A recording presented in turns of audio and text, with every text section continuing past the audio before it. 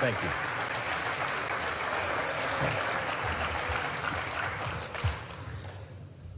Thank you all.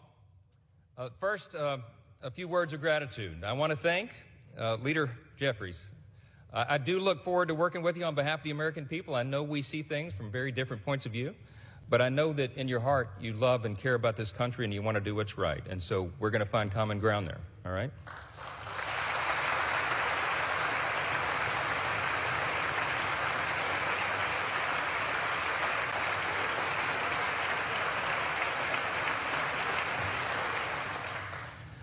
I want to express my great thanks for our Speaker Emeritus, Kevin McCarthy.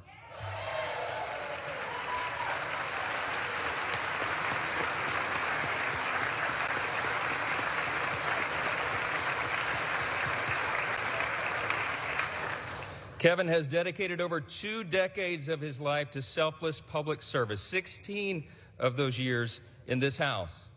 And you would be hard-pressed to find anybody who loves this institution more or has contributed more to it.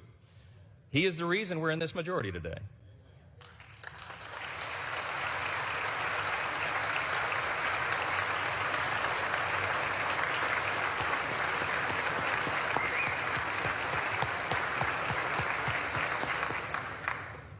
His impact can never be overstated, and I want to thank him for his leadership, his friendship, and the selfless sacrifice that you and Judy have made for so many years. You helped build it, Kevin, and we owe you a great debt of gratitude.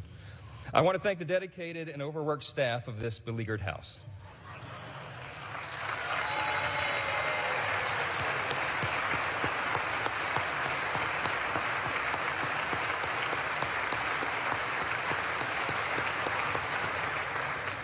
They accept praise so stoically. But Miss Susan Cole, our House reading clerk, and yes.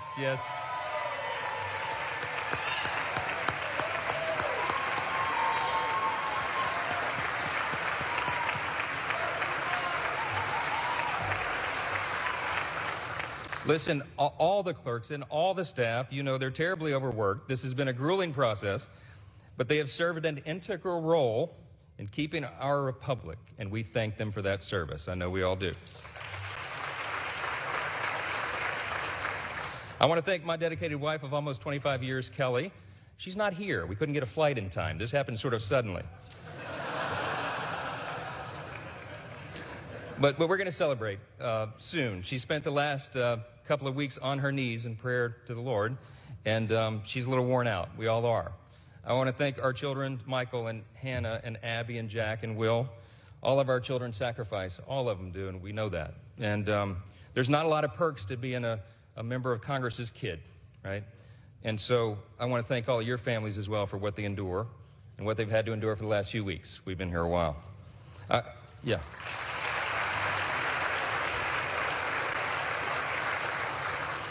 I want to thank my faithful mother, Jeannie Johnson, who bore me at the age of 17. And my brothers, Chris and Josh, and my sister, Laura, and all their families, and all of our extended family. In Louisiana, family's a big deal, and we got a bunch of them. I especially want to thank all the extraordinary people of the great state of Louisiana. We have never had a Speaker of the House hail from our state, and so they've been lifting us up. I thank the people of Louisiana for the opportunity to serve you in Congress, and I'm humbled by your continuous support. We will make you proud. To my colleagues, I want to thank you all for the trust that you have instilled in me to lead us in this historic and unprecedented moment that we're in. The challenge before us is great, but the time for action is now, and I will not let you down.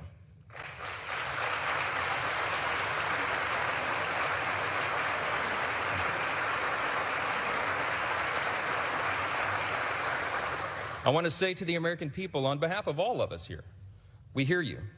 We know the challenges you're facing. We know that there's a lot going on in our country, domestically and abroad, and we are ready to get to work again to solve those problems, and we will. Our mission here is to serve you well, to restore the people's faith in this House, in this great and essential institution. My dad, it was mentioned, my dad was a firefighter. He was an assistant chief in the fire department in my hometown of Shreveport, Louisiana, a little town in northwest Louisiana. On September 17, 1984, When I was 12 years old, he was critically burned and permanently disabled in the line of duty.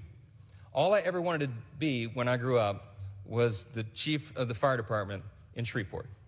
But after the explosion on that fateful day, he nearly died, and it was a long road back, and it's changed all of our life trajectories. I'm the oldest of 4 kids, and my dad, he lived with pain all the rest of his life for decades more, and I lost my dad to cancer 3 days before I got elected to Congress, 3 days. And he wanted to be there at my election night so badly.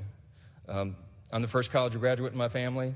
This was a big deal to him. And so it was several weeks after that. It was early 2017. It was my freshman term, and it fell to me to be in the rostrum one night to serve here as Speaker Pro Tem. I thought that was a big deal until I figured out that's what you do for freshmen late at night. And I think if my memory serves, Miss Jackson Lee was winding down one of her long, eloquent speeches. And not that I was not enraptured by her speech, but I looked up at the top in the chamber there, and I saw the face of Moses staring down. And I just felt in that moment the weight of this place, right? The history that is revered here and the future that we are called to forge. And I really was just kind of almost overwhelmed with emotion. It occurred to me in that moment, it had been several weeks, and I had not had an opportunity yet to grieve my dad's passing, and I just had this sense that somehow he knew. And I had tears come to my eyes, and I was standing here, and I'm wiping them away, and then it suddenly occurs to me, the late-night C-SPAN viewers are going to think something's very wrong with the new young congressman from Louisiana. It wasn't Sheila's speech. I'm sorry. I just knew in that moment that my dad, my father, would be proud of me, and I felt that he was.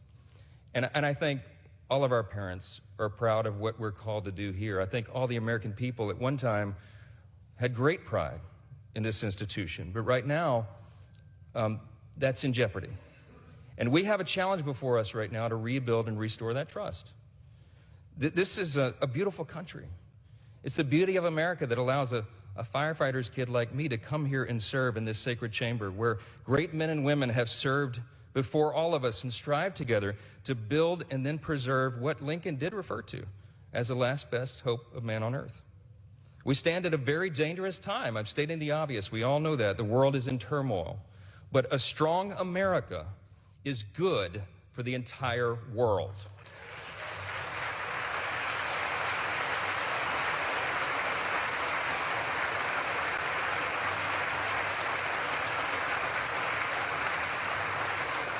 We are the beacon of freedom, and we must preserve this grand experiment in self-governance. It still is. We're only 247 years into this grand experiment. We don't know how long it will last, but we do know that the founders told us to take good care of it. I want to tell all my colleagues here what I told the Republicans in that room last night. I don't believe there are any coincidences in a matter like this. I believe that Scripture, the Bible, is very clear. That God is the one that raises up those in authority. He raised up each of you, all of us. And I believe that God has ordained and allowed each one of us to be brought here for this specific moment in this time. This is my belief. I believe that each one of us has a huge responsibility today to use the gifts that God has given us to serve the extraordinary people of this great country, and they deserve it. And to ensure that our republic remains standing as the great beacon of light and hope and freedom in a world that desperately needs it.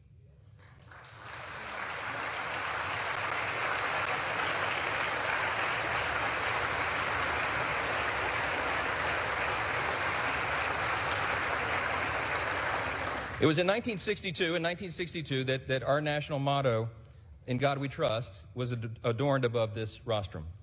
And if you look at the little guide that they give tourists and constituents who come and visit the house, if you turn in there to about page 14 in the middle of that guide, it tells you the history of this.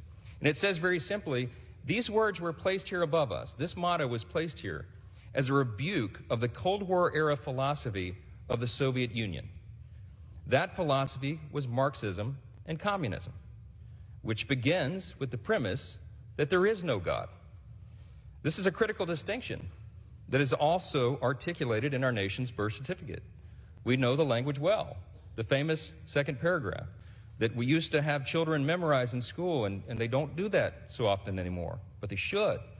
G.K. Chesterton was the famous British philosopher and statesman, and he said one time, America is the only nation in the world that is founded upon a creed. And he said it's listed with almost theological lucidity in the Declaration of Independence. What is our creed?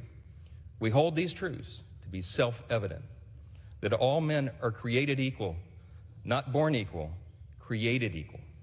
And they are endowed by the same inalienable rights, with the same inalienable rights: life, liberty, pursuit of happiness. That is the creed that has animated our nation since its founding, that has made us the great nation that we are. And we're in a time of extraordinary crisis right now. And the world needs us to be strong. They need us to remember our creed and our admonition. Turmoil and violence have rocked the Middle East and Eastern Europe. We all know it. And tensions continue to build in the Indo-Pacific. The country demands strong leadership of this body, and we must not waver. Our nation's greatest ally in the Middle East is under attack. The first bill that I'm going to bring to this floor in just a little while will be in support of our dear friend Israel, and we're overdue in getting that done.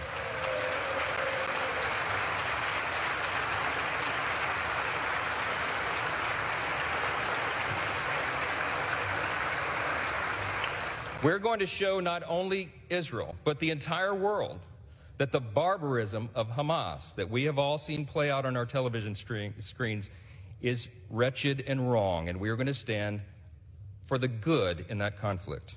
We have a catastrophe at our southern border. The Senate and the White House can no longer ignore the problem. From Texas to New York, wave after wave of illegal migrants are stressing our communities to their breaking points. We know that our streets are being flooded with fentanyl, and all of our communities, children, and even adults are dying from it. The status quo is unacceptable. Inaction is unacceptable, and we must come together and address the broken border. We have to do it.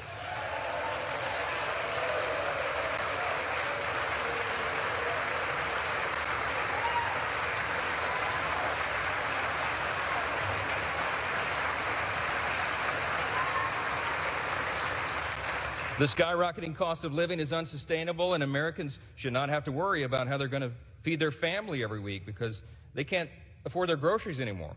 Everybody in this room should think about this. Here's the stats. Prices have increased over 17% in the last 2 years. Credit card interest rates are at the highest level in nearly 3 decades, and mortgage rates are now at a peak we haven't seen since 2001. We have to bring relief to the American people by reining in federal spending and bringing down inflation.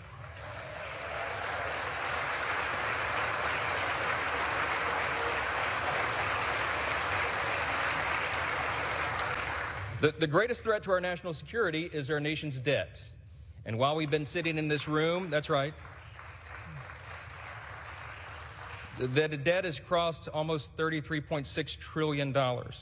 In the time that it's going to take me to deliver this speech, we'll go up another $20 million in debt. It's unsustainable. We have to get the country back on track. Now, we know this is not going to be an easy task, and tough decisions will have to be made. But the consequences, if we don't act now, are unbearable. We have a duty to the American people to explain this to them so they understand it well. And we are going to establish a bipartisan debt commission to begin working on this crisis immediately.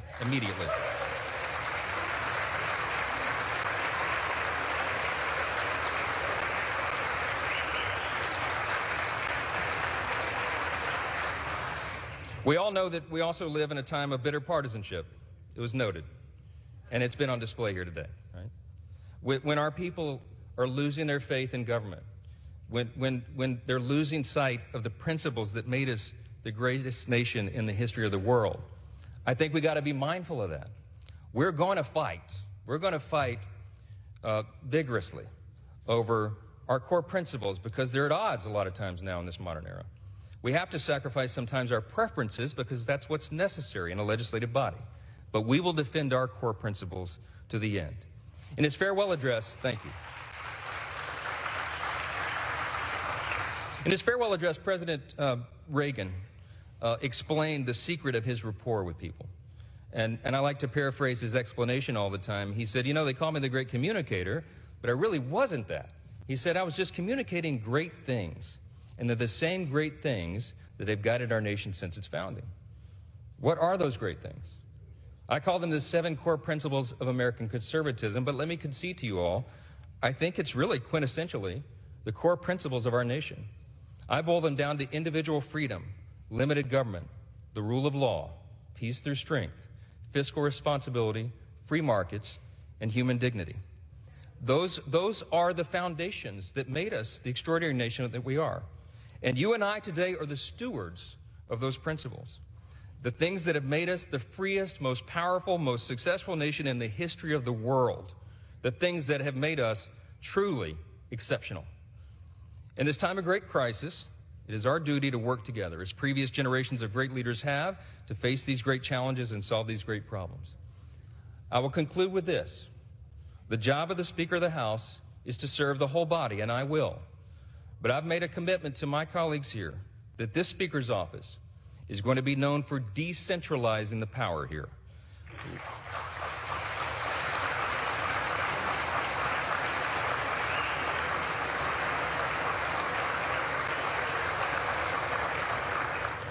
My office is going to be known for members being more involved and having more influence in our processes and all the major decisions that are made here, for predictable processes and regular order.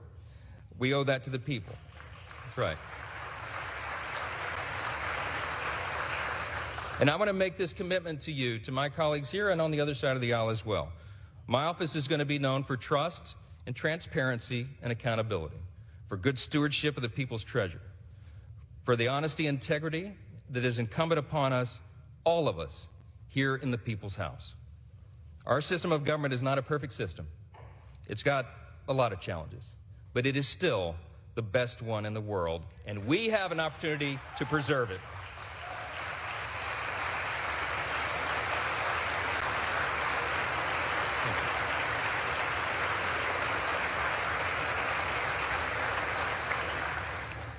Last thing I'm going to say is a message to the rest of the world.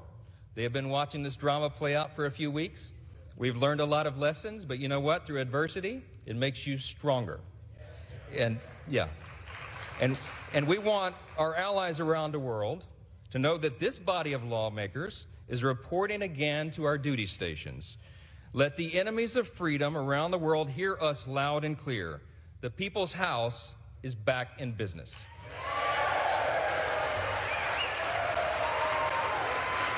Thank you. Thank you.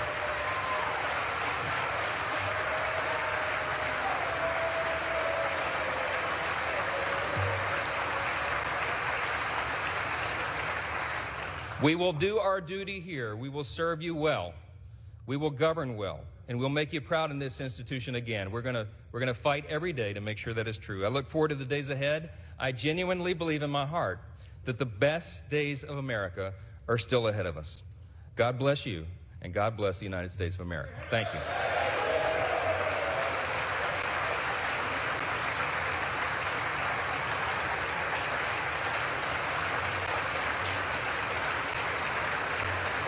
Thank you.